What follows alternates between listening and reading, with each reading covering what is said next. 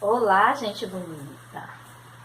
Estamos longe uns dos outros, mas só fisicamente, né? Porque no coração nós estamos ligados, nós estamos juntos, unidos e em oração, né? Para que tudo isso passe o mais rápido possível e nós possamos estar juntos novamente, né? Conversando, dando risada, brincando, nos divertindo, né? Amo vocês, estou morrendo de saudades. Como nós estamos longe e os estudos não param, a gente encontrou essa forma, essa maneira aí de estar conectados um ao outro e dar continuidade também aos conteúdos, né, que tem que ser dados. Se a gente deixar passar, vai se acumulando e depois fica difícil para a gente passar da melhor forma possível.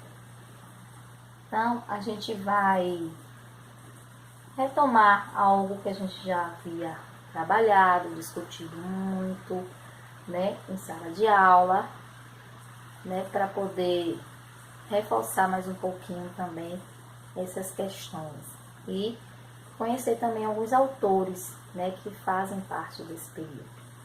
Então, a gente vai dar continuidade à questão do modernismo, né, o modernismo surgiu a partir da Semana de Arte Moderna, como vocês já sabem. Ele veio para bagunçar toda a literatura que já existia aqui no Brasil, né?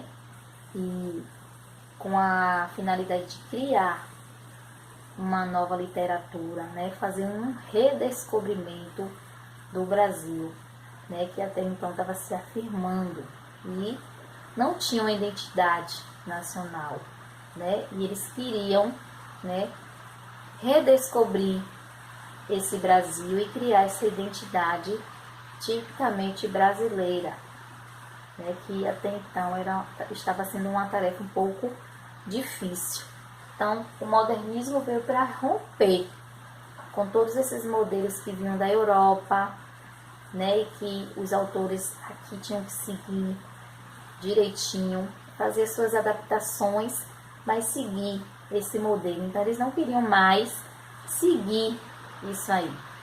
Eles queriam algo novo, né? Totalmente novo, original e também polêmico, que causasse, né? Que chamasse a atenção mesmo das pessoas, né? Independente de qual polêmica fosse. Uma polêmica boa ou de uma polêmica ruim, eles queriam causar. E esse período foi dividido em 3 fases. A primeira, de 1922 a 1930.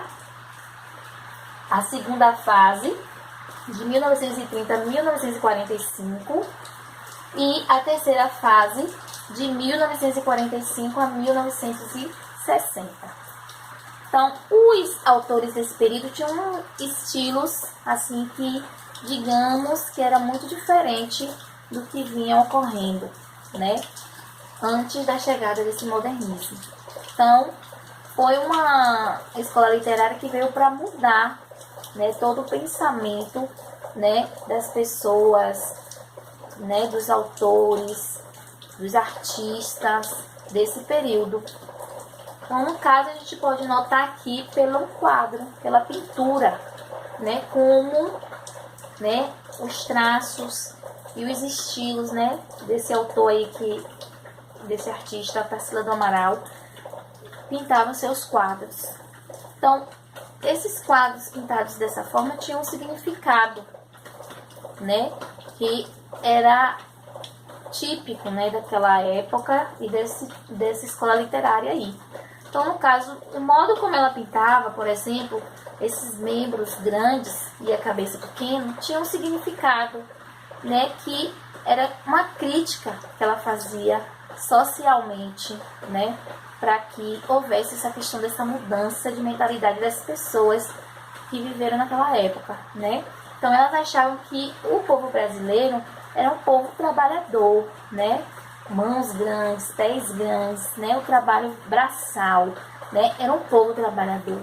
Mas, em compensação, eles tinham pouco pensamento crítico, né? representadas aí pela cabeça pequena. Então, esse pensamento crítico era o que mais de fato incomodava, né, os autores e artistas daquela época, né, porque um país tão grande, mas com a mentalidade tão pequena, imaturos, né, isso, e que acabava prejudicando ainda mais, né, todo aquele sistema que já existia. Então, ela utilizava também essa questão das cores, né, que era o verde e amarelo, né, as cores brasileiras, que ela utilizava para poder representar os seus quadros. Então, aqui, as referências históricas. O burguês era comportado e tranquilo, e contando seu lucro, capitalismo e monetário. Então, vivia nessa época aí essa questão aí do lucro, do dinheiro, que sempre falava mais alto, que continua até hoje, né? A industrialização e neocolonialismo, greves e turbulências sociais, Primeira Guerra Mundial e Revolução Russa. Então, nesse período também se estabeleceu aquela divisão, que eu já havia comentado na sala com vocês, sobre a questão dos dois Brasis, né? O país rico e o país pobre, né? Que era bem divididinho, bem notório naquela época. Então, a gente vai falar sobre a primeira fase da geração modernista, que foi de 1922 a 1930.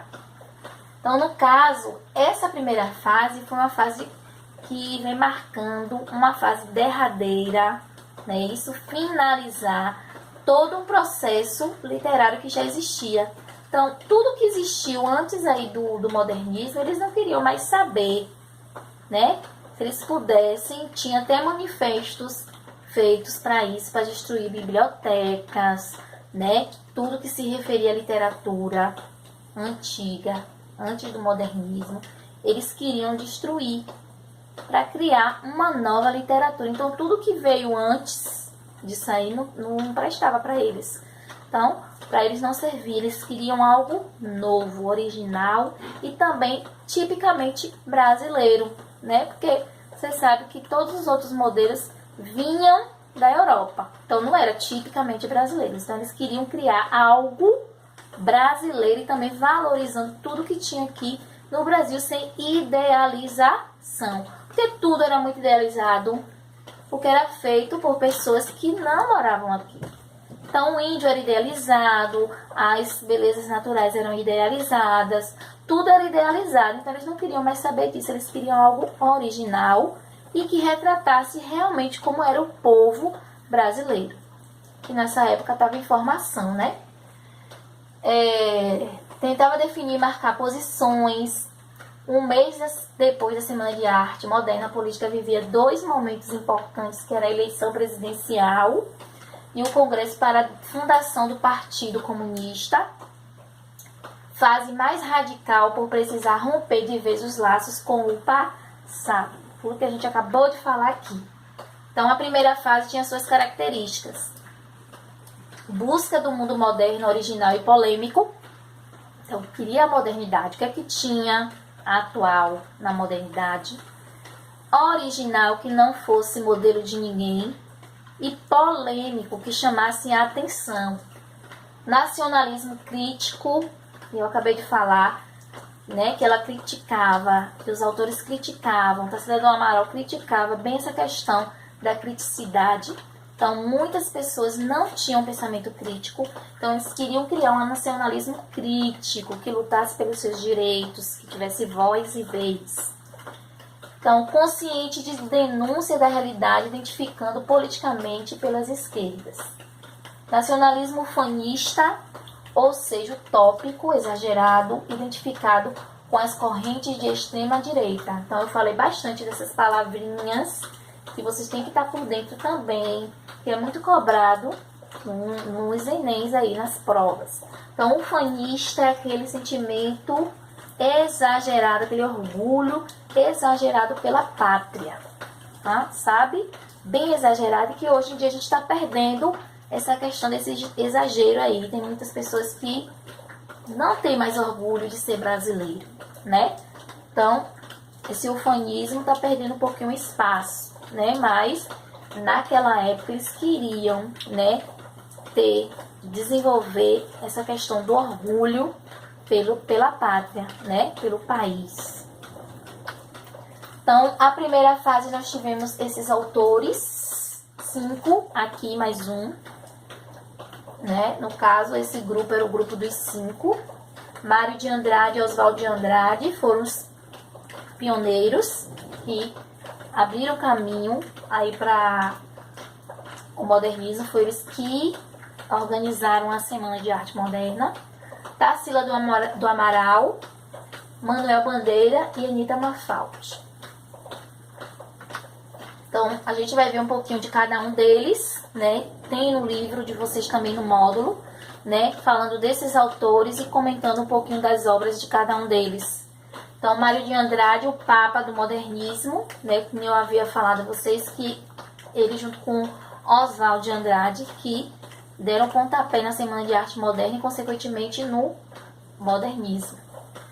Temos aí algumas obras de Mário de Andrade. Uma gota de sangue em cada poema.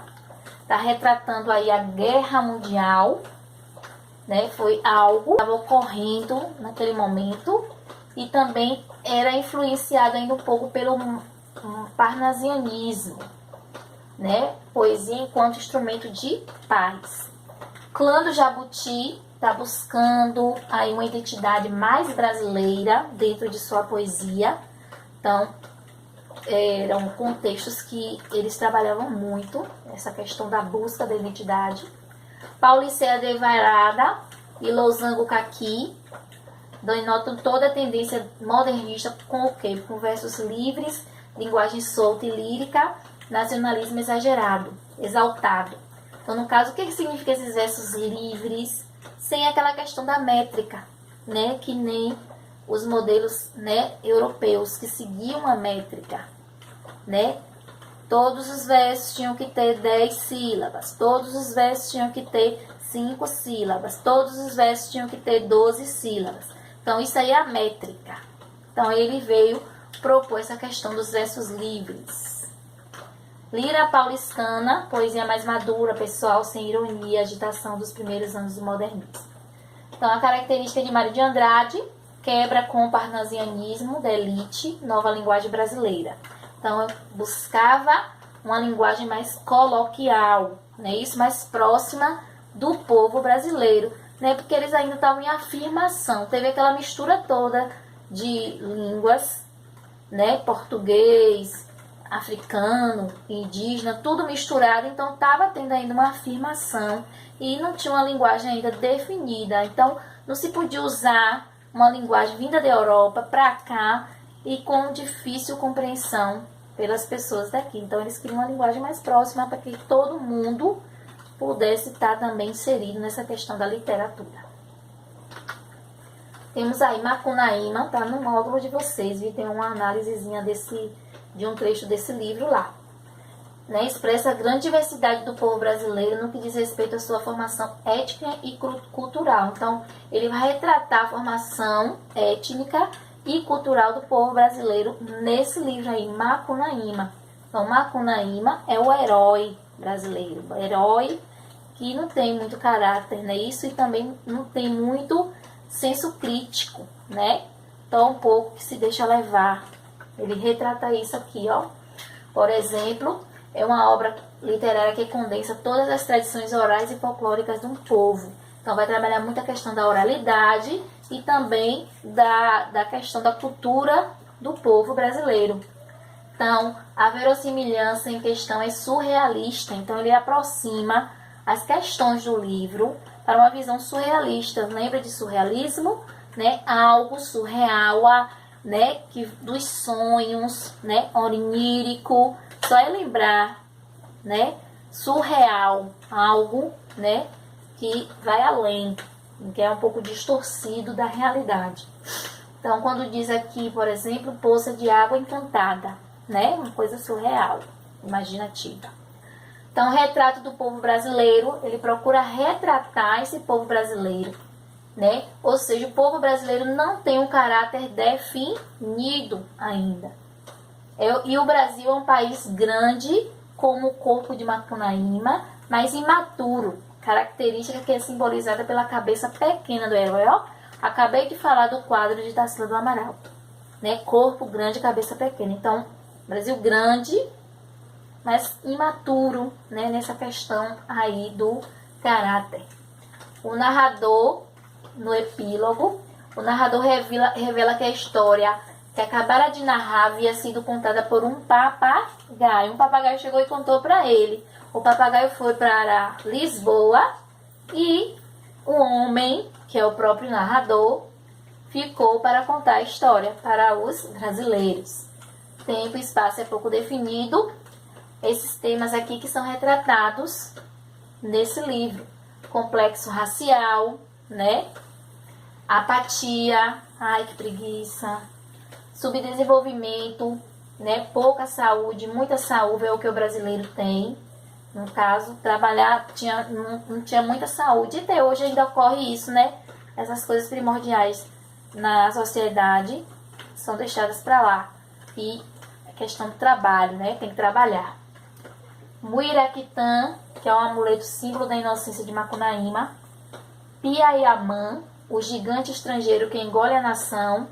No caso, o gigante estrangeiro é a questão do povo estrangeiro que veio, portugueses, né, ingleses e assim vai, e acabou engolindo a nação inteira. Personagens: Macunaíma, Manape, Jiquê, Sofará, Iriqui, Si, que é a mãe do mato. Então aí tá um pouquinho falando dessa questão do livro Macunaíma, que também, né, é uma leitura importante para vocês fazerem, né, e terem acesso para poder entrar no acervo de leitura de vocês. Oswald de Andrade foi um poeta, né, um autor polêmico, irônico e gozador. Então ele polemizava bastante, era muito irônico e também muito gozador, sabe? Como é uma pessoa irônica, como é uma pessoa gozadora. Então, nasceu em 1890 e transformou-se em figura fundamental dos principais acontecimentos da vida cultural brasileira da primeira metade do século XX. Então, foi o idealizador dos principais manifestos modernistas, militante político, teve profundas amizades e inimizades, né, rumorosos casos de amor e vários casamentos. Então, no caso, sua vida é irmã gêmea de sua obra. Então, ele dedicou grande parte da vida dele, se não toda a vida, para as obras. Características de Oswald de Andrade: um nacionalismo que busca as origens sem perder a visão crítica da realidade brasileira. Então, queria buscar a origem brasileira, mas sem perder essa criticidade. A paródia: a valorização do falar cotidiano numa busca do que seria a língua brasileira, que eu já disse a vocês, estava em formação. Então, no caso, não tinha uma língua propriamente brasileira. Então, eles queriam buscar essa língua brasileira. Uma análise crítica da sociedade burguesa capitalista. Então, ó, criticar a burguesia, né, e o capitalismo. Manuel Bandeira, que é a estrela da vida inteira, participou à distância da Semana de Arte, porque ele era contra os ideais, né, de ataques feitos aos parnasianos e simbolistas. Então, ele não era a favor disso, então ele participou dessa Semana de Arte à distância. Então, teve várias tragédias que aconteceram na vida deles, a perda da mãe, irmã e do seu pai, e também ele lutava contra a própria morte, né, porque ele era acometido de tuberculose. E essas fatalidades deixaram cicatrizes profundas nele e também que ele transferiu para a obra dele. As características da poesia de Manuel Bandeira: no mesmo tom de seus colegas, abre espaço para o que seria a verdadeira poesia brasileira, que até então não existia. Então eles estavam buscando essa afirmação. Verso livre, tom coloquial, cotidiano, abandono das regras de síntese. Demonstra a ressignificação ante a debilidade da saúde, a família, a morte, o homem, simples em seu trabalho humilde, os rejeitados da sociedade. Então ele busca trabalhar tudo isso na obra dele, assim como os outros autores também. Então essa ressignificação do Brasil, né? Tivemos alguns manifestos, que são as subcorrentes que a gente já havia comentado na aula.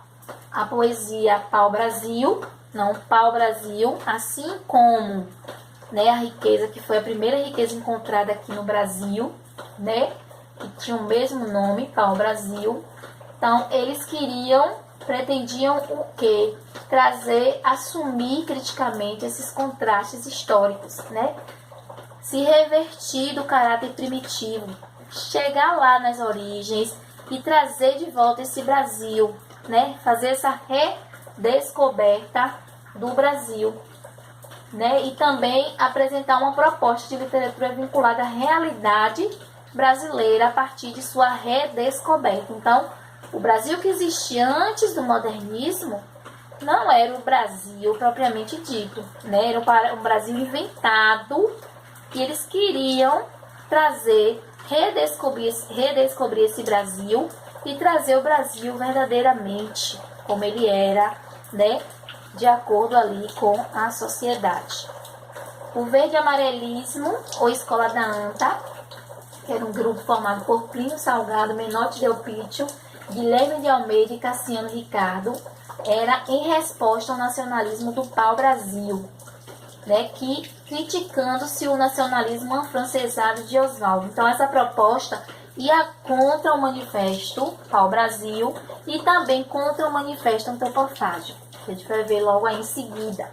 Então eles queriam que um nacionalismo primitivista, ufanista, identificado com o fascismo, evoluindo para o integralismo, idolatria do tupi e a anta eleita símbolo nacional. Então eles queriam essa questão aí, por isso que se diz verde amarelismo, buscava nas cores verde e amarelo essa questão do ufanismo, do orgulho exagerado da pátria, e buscar lá, ó, na origem também essa questão. E a revista Antropofagia, ou Manifesto Antropofágico, né? É uma nova etapa do Pau-Brasil. O Pau-Brasil veio essa nova etapa, que esse nome se originou da obra de Tarsila do Amaral, Abaporu, que não é aquela que está lá no início, não, viu?